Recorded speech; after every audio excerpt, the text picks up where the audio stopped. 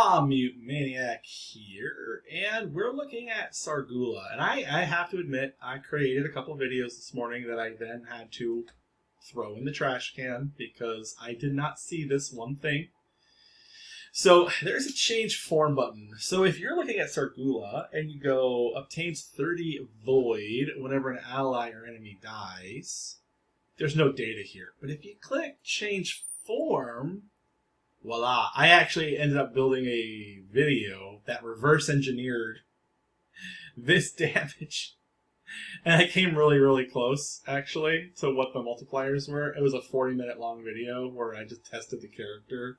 Yeah, anyway, we're not going to talk about that. And so I am attempting to figure out the best build for Sargula. And a couple of thoughts off the top of my head.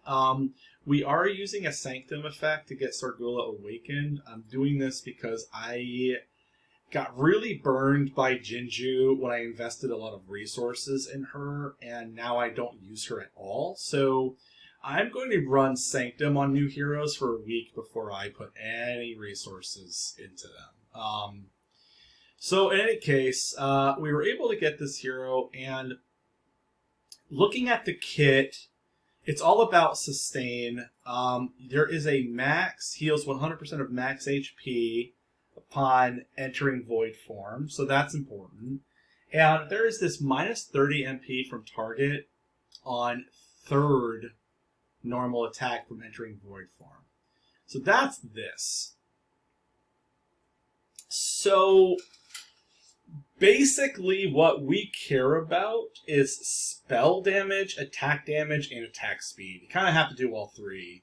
So on the third attack, you get this scaling thing. Now, every character that has a percentage scale is usually broken and relevant. But unfortunately, it's only on the third attack that you get this. If you look at Mel, it's every swing. Swish, swish, swish, swish. You know what I'm saying? So what you kind of have is a weaker lifesteal Mel with about the same HP and less attack.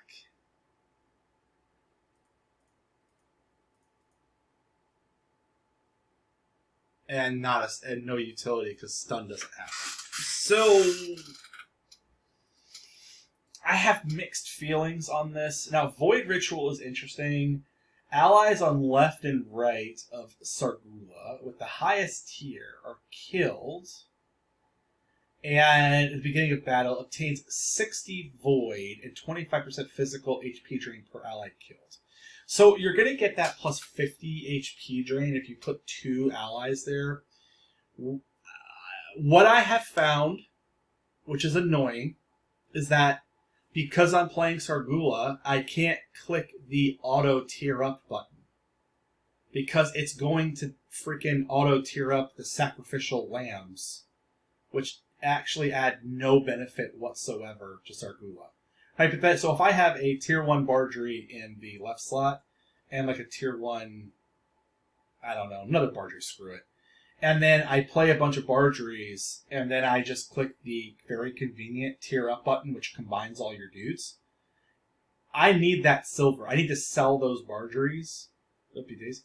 I need to sell those Bardries so that I could re-roll the things I actually am looking for. Well, the auto tier up button is going to level up your sacrificial Bardry. So that doesn't feel too good. There might be a setting that I'm missing for that. But maybe there is. And if there is a setting, you definitely want to set that up because you will burn a lot of silver by that. Also, Void Ritual.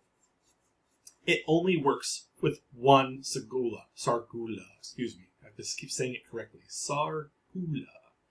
A terrible, terrible name you were born with. That's why you're so pissed.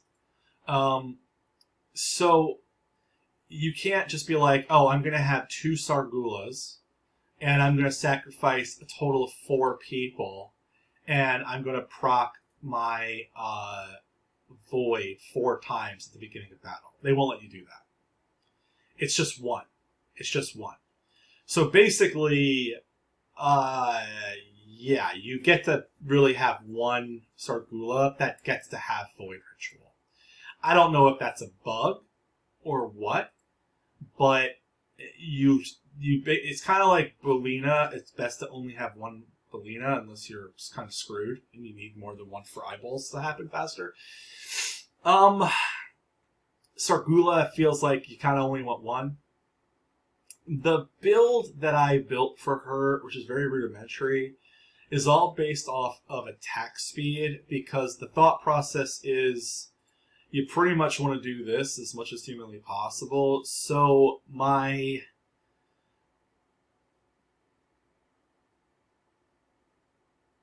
thought process is, my brain was loading because I was wondering if every 3 attacks, Punishment of the Void, a skill happens, which might make her viable for Syria. That's kind of a hard, weird thing to think. But in any case, it feels like special damage matters because all of the attacks are normal. And I went with Giant's Axe. I was able to run a Phase 9, Chapter 14 with her and Ray, and it felt pretty good. Her sustain is pretty solid. The damage increase is pretty solid. The only thing that kind of feels bad is the fact that you're losing 2 heroes at the beginning of the battle to get her to do what Mel does almost immediately.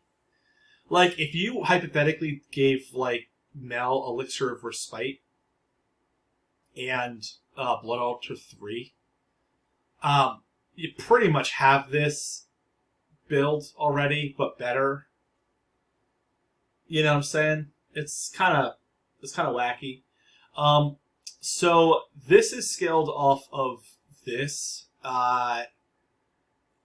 It looks like it's a higher ratio than Mel.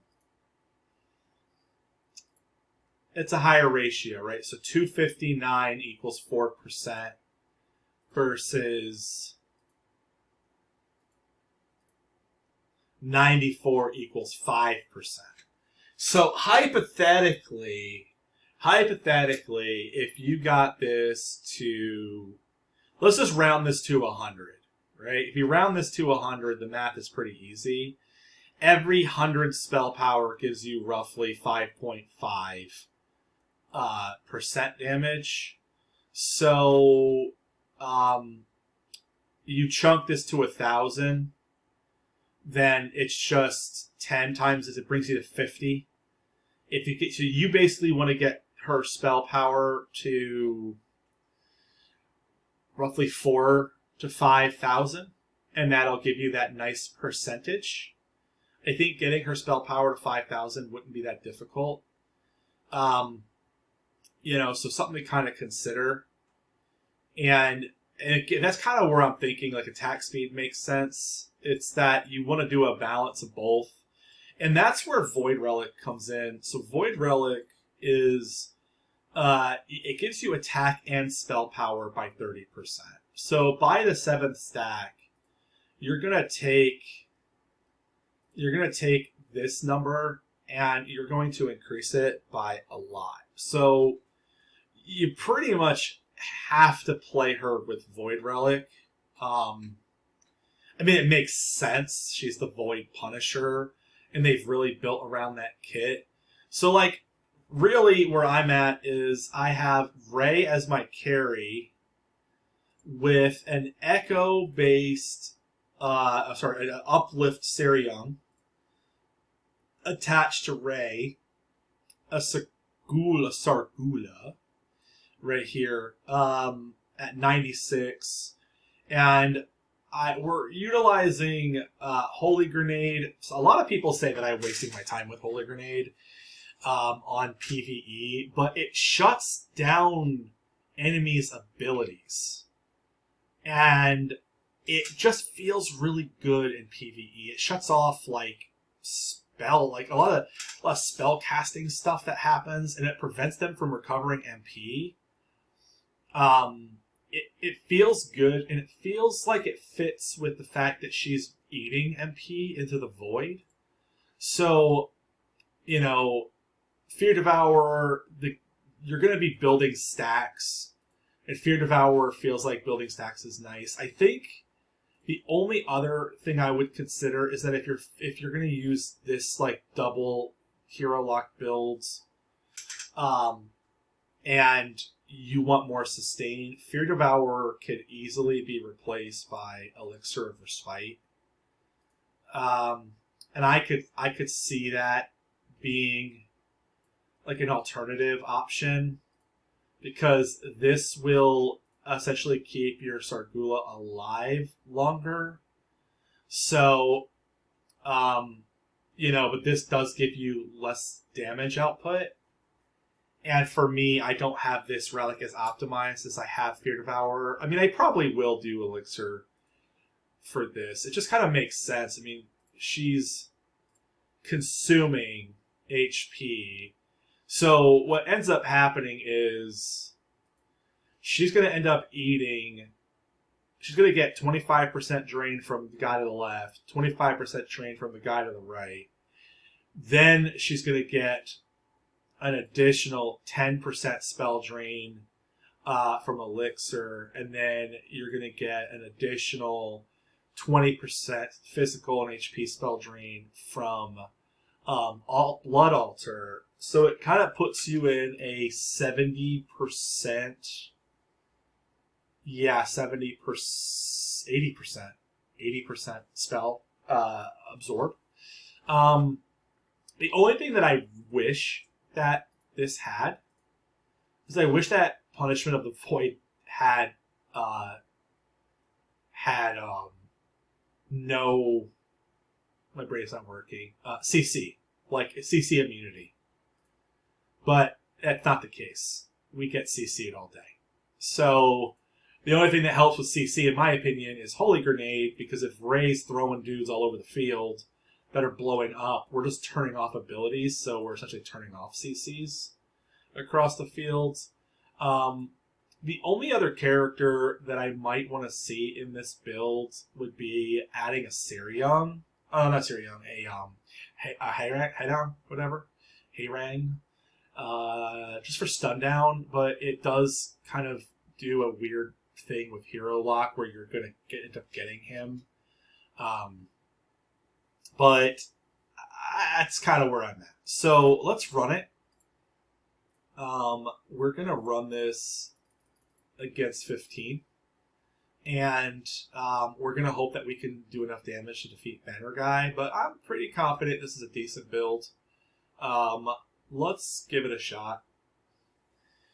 Special damage matters a lot with the win set on Sargula. So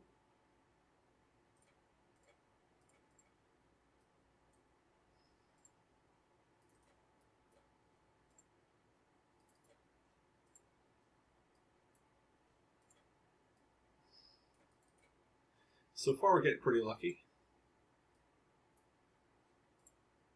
And the luck ran out. So let's see if we could turn off auto combine. Okay, you want to definitely exclude this. You definitely want to exclude that because you don't want to be leveling up these two, like the two pawns you put there.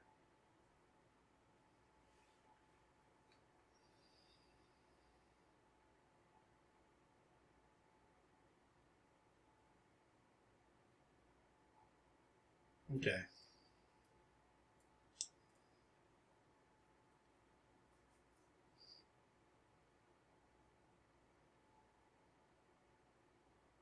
Yeah, without the Elixir of Respite, we would have lost our tank. So that's not good.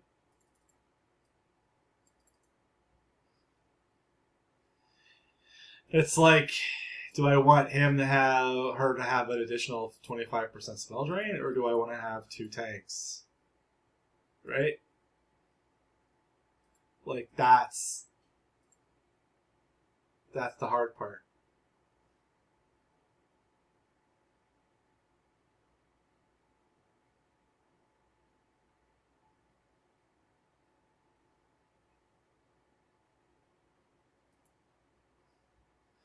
Holy Grenade doesn't seem to turn off those guys' abilities, so that's something that's interesting. So if I do this, you kind of go like,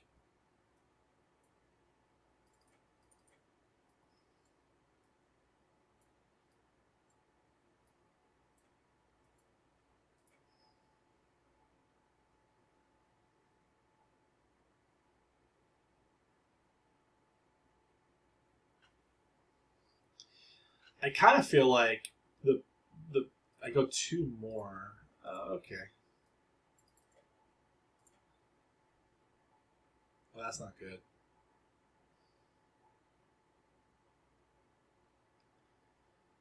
That's not good at all.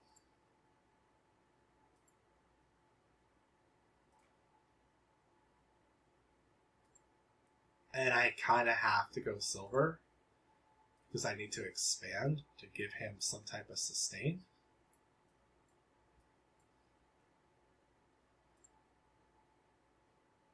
Ooh.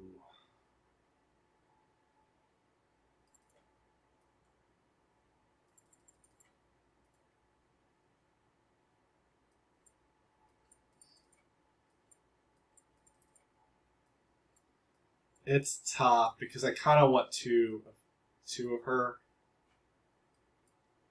for now.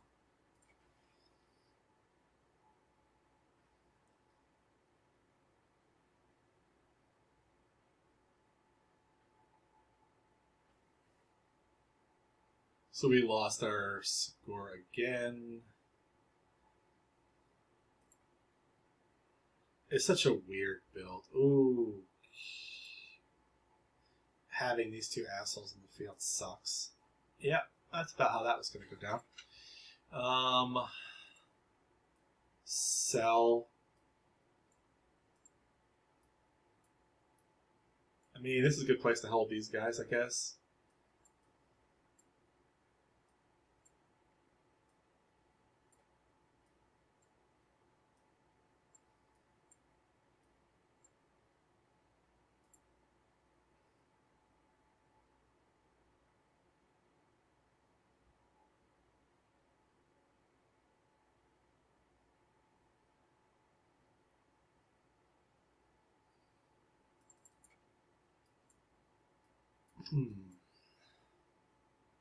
I have to expand twice more, you know.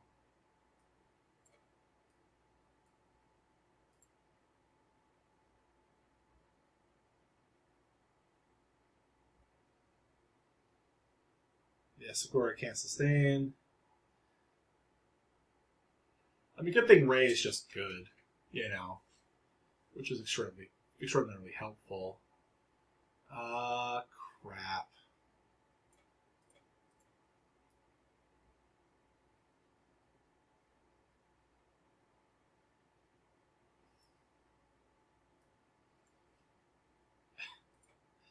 Yep.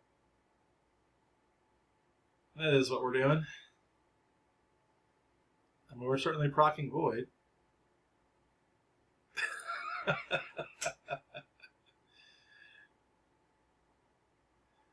Oh my god. It feels so... This build feels super strange.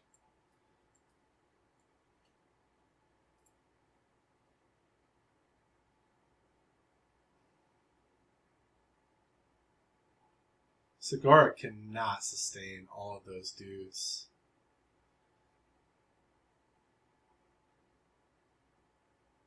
But Ray can mop up, so... Blue book? Guaranteed. Oh man, that's a miracle. So yeah, like that's another downfall of this sacrifice build is that you just increase the chance of the hero medal going to the wrong place, which kind of sucks. And what I really want is probably want a Seiyan on her, excuse me. And I just don't think I'm gonna get it. I mean, I might. And the reason for that is I want to be able to accelerate his. Yeah, but we're not even gonna get that. Yeah, we lose the banner. Right? Yeah, we lose the banner. We'll try. We get one more shot, right? Or no? Nope. Nope.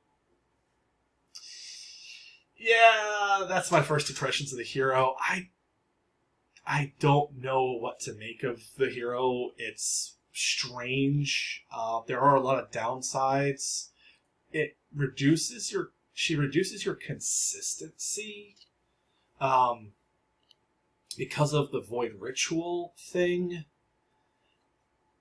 Maybe she's just meant to be used in Great Rift, and she's really not meant to be used in Invasion.